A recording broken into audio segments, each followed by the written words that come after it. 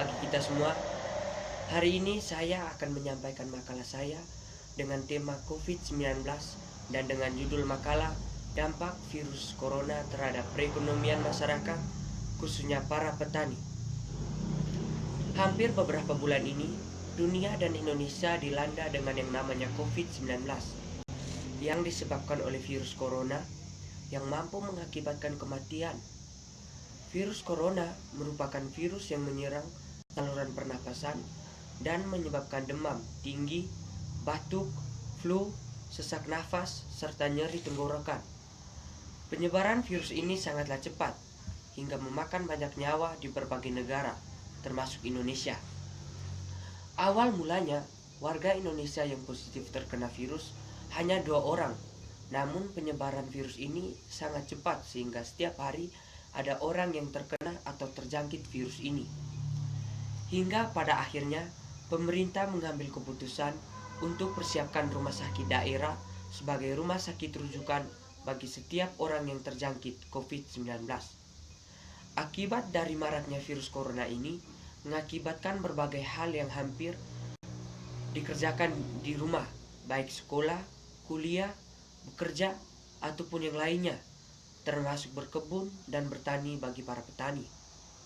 Bahkan tempat beribadah pun telah ditutup demi mengurangi penyebaran virus corona ini.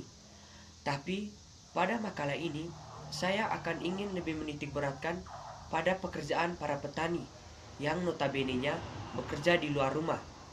Bagaimana nasib mereka para petani jika semua pekerjaan dan kegiatan di luar rumah dilarang dan diberhentikan? Kalau para pegawai yang bekerja di kantor dapat menerima gaji atau upah walaupun kerjanya dari rumah. Tapi bagaimana dengan para petani yang harus ke ladang dan menjual hasil ladang baru mendapat gaji atau upah? Sedangkan situasi saat ini menuntut agar semua kegiatan dan pekerjaan di luar dilarang. Penyakit virus corona atau COVID-19 adalah penyakit menular yang disebabkan oleh virus corona yang baru-baru ini ditemukan. Sebagian besar orang yang tertular COVID-19 akan mengalami gejala ringan hingga sedang dan akan pulih tanpa penanganan khusus. Masing-masing orang memiliki respon yang berbeda terhadap COVID-19. Sebagian besar orang yang terpapar virus ini akan mengalami gejala ringan hingga sedang dan akan pulih tanpa perlu dirawat di rumah sakit. Gejala yang paling umum adalah demam, batuk kering, kelelahan.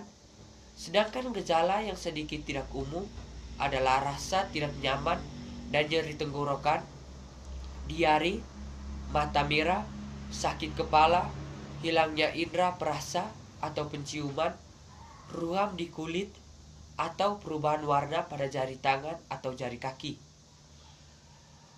Untuk mencegah virus corona atau COVID-19 dapat dilakukan dengan 3 hal sebagai berikut. Yang pertama, cuci tangan Anda secara rutin menggunakan sabun dan air mengalir atau cairan pembersih tangan berbahan alkohol.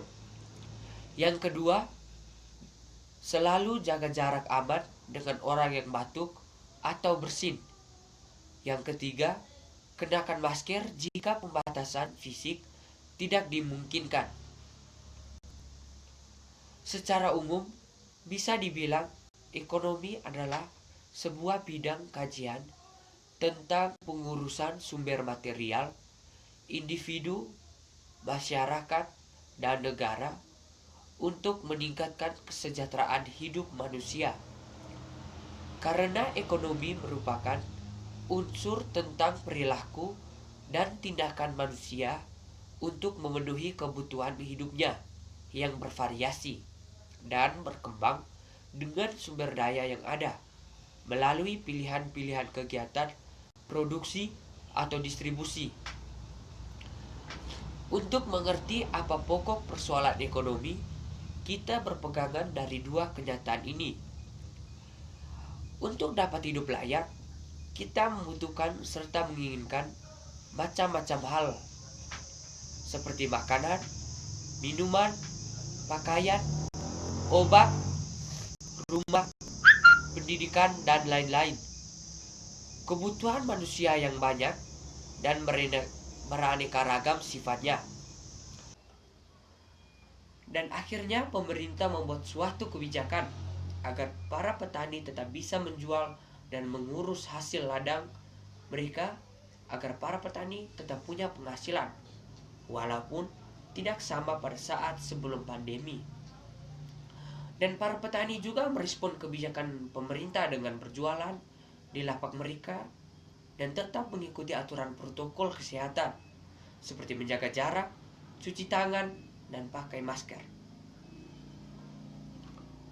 Sudah beberapa bulan ini kita semua diliburkan atau dirumahkan akibat dari penyebaran virus corona yang sangat mematikan dan sudah memakan banyak korban. Karena penyebaran virus ini sangat cepat, maka pemerintah mengambil kebijakan agar semua kegiatan ataupun aktivitas, baik sekolah, kuliah, kerja kantoran, serta beribadah dilarang dan dilaksanakan di rumah masing-masing. Hal ini pastinya tidak luput dari para petani. Dan pada makalah ini, saya lebih banyak berbicara tentang nasib para petani jika semua kegiatan harus dilakukan dari rumah.